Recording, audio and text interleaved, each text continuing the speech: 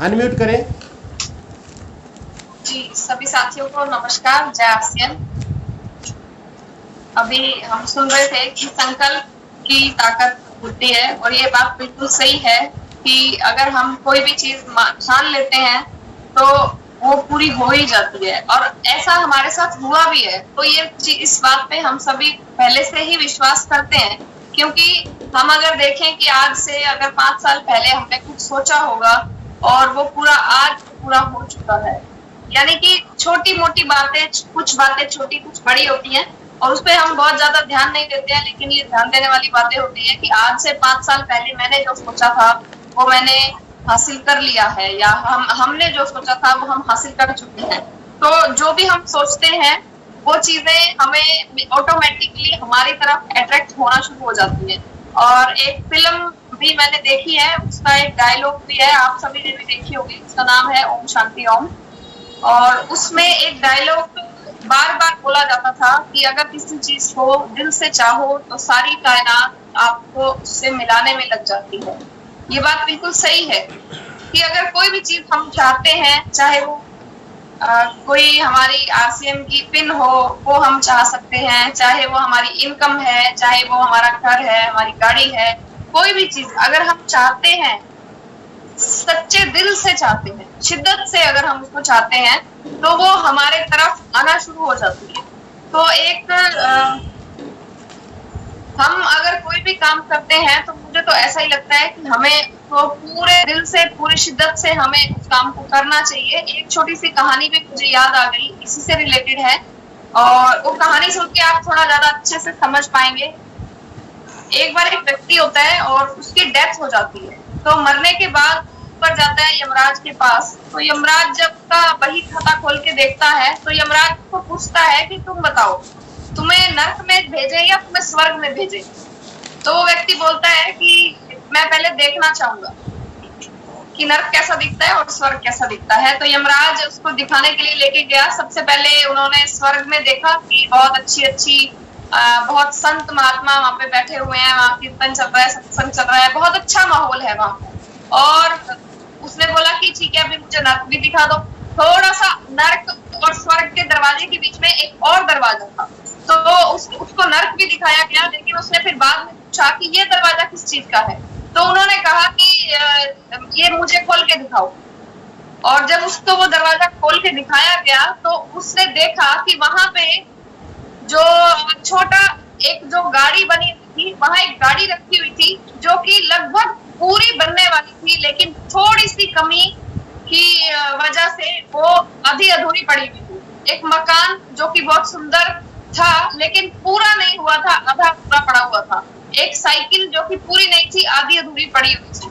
तो उस व्यक्ति ने कंफ्यूज हो गया, वो व्यक्ति, उसने पूछा कि हमारी धरती पे तो ये चीजें पूरी होती हैं, अगर कार है तो पूरी बनी मिलेगी, अगर मोटरसाइकिल है, अगर साइकिल है तो पूरी बनी मिलेगी, अगर घर है तो पूरा मिलेगा, ये आधी आधी चीजें क्यों रखी हुई आप?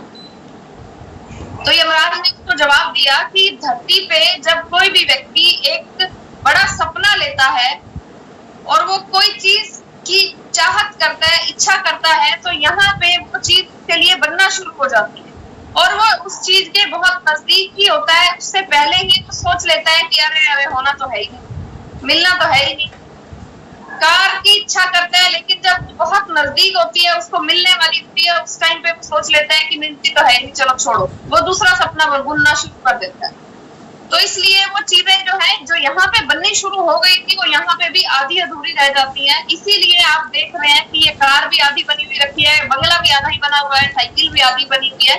तो इस बात से हमें ये सीखने को ये मिलता है कि कोई भी चीज अगर हम चाहते हैं तो वो हमारे लिए प्रकृति है, जो कुदरत है, वो हमारी तरफ उस चीज को अट्रैक्ट करती है। इस चीज को आप और ज्यादा अच्छे से समझ पाएंगे एक फिल्म देख के, जिसका नाम है द सीक्रेट मूवी है। आप चाहें तो यूट्यूब पे देख सकते हैं। आप अगर चाहेंगे तो मैं यूट्यूब से उठा के उसका लिंक भी ग्रुप में शेयर कर दूंगी। उसमें हमें यही चीजें बताई गई है, कोई भी चीज अगर हम सोचते भी हैं तो वो हमारे लिए हमारी तरफ अट्रैक्ट होना शुरू हो जाती है। अगर हम कोई नेगेटिव चीज सोच रहे हैं तो वो भी हमारी तरफ आना शुरू हो जाती है, अगर हम कोई पॉजिटिव सोच रहे हैं तो वो भी हमारी तरफ आना शुरू हो जाती है। अगर हम नेगेटिव चीज सोचते हैं तो कई बार हम ये देखते भी हैं कि हम अगर लेट हो रहे हैं सोच रहे हैं कि लेट हो जाऊंगा, लेट हो जाऊंगा, लेट हो जाऊंगा, तो हम लेट हो ही जाते हैं। कई बार ऐसा होता है कि हम जो सोचते हैं तुरंत वो चीज हो जाती है। वो इसीलिए क्योंकि ये प्रकृति जो है सभी चीजों को हमारी तरफ अट्रैक्ट करना शुरू कर देती है। इसीलिए बोला जाता है बी पॉजिटिव, हमेशा पॉजिटिव रहो, हमेशा सकारात्मक सोचो। उसका यही कारण होता है बोलने का। तो मुझे ये लगता है कि अगर ये सारी चीजें हमारी तरफ अट्रैक्ट हो सकती हैं तो क्या हमारी रॉयल्टी, हमारा टेक्निकल हमारी तरफ अट्रैक्ट नहीं हो सकता? हो सकता है, लेकिन उसके लिए हमें जरूरत है दृढ़ संकल्प करने की। और अभी जैसे बात की थी कि कोई भी व्यक्ति अगर दृढ़ संकल्प करता है तो वो उस चीज को हासिल कर ही लेता है, बशर्ते वो रास्ते में से ना हटे, रास्ते में उसको ना छोड़े। और ये भी एक बात बोली जाती है कि आसियान जो है वो एक ट्रेन की तरह है जो एक गरीबपुर स्टेशन से शुरू होती है और अमीरपुर के स्टेशन तक जाती है। अब हमें गरीबपुर के स्टेशन से हम अगर बैठे हैं और हमें अमीरपुर के स्टेशन तक पहुंचना है तो बीच में बहुत सारे स्टेशन आएंगे, बशर्ते हम उन स्टेशनों पर ना उतरें तो हम अमीरपुर के स्टेशन पर जरूर पहुंच जाएंगे। लेकिन अक्सर हम ये गलती कर देते हैं कि हम बीच वाले स्टेशन पर उतरना शुरू हो जाते हैं। रायपुर आता है, यानी कि किसी ने हमें राय दे दी कि नहीं नहीं ये चीज सही नहीं है, छोड़ो, तुमसे नहीं होगा, तो हम वहीं की वहीं जाते हैं, हम आगे नहीं बढ़ पाते हैं। बीच में एक स्टेशन आता है होशियारपुर, जहाँ पे हम होशियार हो जाते हैं, हम अपनी होशियारी दिखाना शुरू कर देते हैं, हम अपनी अपलाइन की, अपने सिस्टम की बात नहीं मानते हैं। आरसीएन बिजनेस एक ऐसा बिजनेस है जहाँ पे हम हर चीज हासिल कर सकते हैं, अपने सारे सपने पूरे कर सकते हैं। हमें अगर पैसा चाहिए तो वो हमें यहाँ से मिलेगा, हमें मान सम्मान चाहिए तो वो हमें यहाँ से मिलेगा, हमें अगर एक अपनी पहचान चाहिए तो वो हमें यहाँ से मिल सकती है, हमें टाइम फ्रीडम चाहिए, हमें फाइनेंशियल फ्रीडम चाहिए, हमें फैमिली सिक्योरिटी चाहिए, हर चीज हमें यहाँ से मिल सकती है। लेकिन मिलेगी सिर्फ उन्हीं लोगों को जो एक संकल्प लेकर, जो आज से ही ठान लेंगे कि हाँ मुझे ये चीज तो चाहिए ही चाहिए, तो ही हमें वो चीज मिलेगी। वरना तो देखो ये सेम वैसा ही है जिस तरीके से एक स्कूल में एक क्लास होती है, क्लास में एक टीचर होता है, टीचर कम से कम भी 40-50 बच्चों को एक साथ पढ़ाता है, लेकिन सभी बच्चे पास नहीं होते, सभी बच्चे फेल भी नहीं होते और सभी बच्चे पहली पोजीशन पे भी नहीं आते, सभी बच्चे फर्स्ट भी नहीं आते। ये डिपेंड करता है कि कौन सा बच्चा टीचर की बात को किस तरीके से ले रहा है, समझ रहा है, सीरियस ले रहा है या नहीं ले रहा है, टीचर की बातों को मान रहा है या नहीं मान रहा है, उसी पे डिपेंड करता है कि उसका परिणाम क्या होगा। अब आज बहुत से लोग ऐसे होते हैं जो बोलते हैं कि मैंने आरसीएम ज्वाइन किया था लेकिन मुझे तो 6 साल हो गए, मेरा तो कुछ नहीं हुआ। ये सेम वैसा ही है कि हम अपने टीचर की बात को अगर मान लेते हैं तो एक बच्चा फर्स्ट भी आ जाता है, जो नहीं मानता है वो फेल भी हो जाता है।